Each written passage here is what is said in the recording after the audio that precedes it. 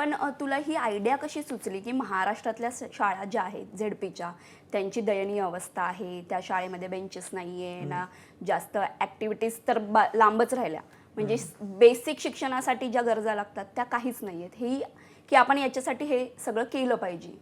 माझे असे भरपूर क्रिएटर फ्रेंड्स पण आहेत, त्यांचे आई वडील झेडपी शाळांमध्ये शिक्षक आहेत. ओके. ऑफकोर्स जे त्यांना म्हणजे या शिक्षकांना त्यांच्या कामाचा मोबदला भेटतो, पगार वगैरे भेटतात, ते एकदम अप्रतिम आहे. त्यामध्ये काही प्रॉब्लेम नाही आहे. पण त्याच्या व्यतिरिक्त पण अशा सगळ्या गोष्टी आहेत ज्या इम्प्लिमेंट होत नाही आहेत.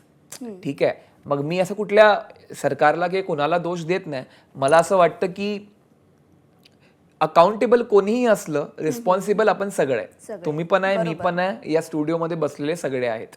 मग आपल्या मनात आलं की आपण या आठवड्याला या सॅटर्डे संडेला लोणावळ्याला जाण्यापेक्षा एका शाळेमध्ये जाऊया आणि मुलांबरोबर टाइम स्पेंड करूया. मग ही पण तुमची रिस्पॉन्सिबिलिटी झाली.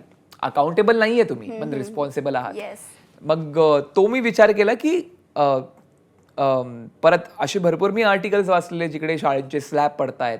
मी फक्त म्हणजे झेडपी शाळांच्या बद्दल बोलत नाहीये, इव्हन प्रायव्हेट शाळा, एनी शाळा जिकडे या गोष्टींची कमतरता आहे. कारण लक्ष, attention in terms of quality of education एवढं नाहीये जेवढा आपण विचार करतो अर्बन एरियाजमध्ये.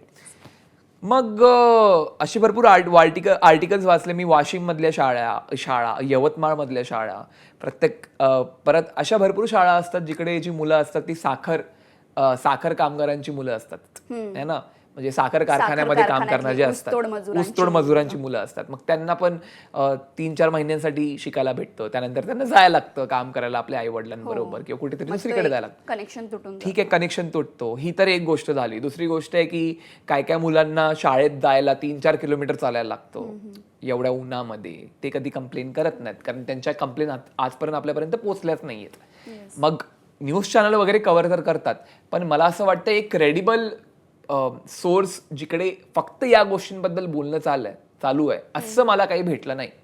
मग मी विचार केला की मी तो प्लॅटफॉर्म बनून जातो ज्यामध्ये एका कोणत्याही मुलाची काहीही स्वप्न असतील ते सांगायला एक माईक असला पाहिजे, एक स्टेज असला पाहिजे. मग मी तो स्टेज क्रिएट केला.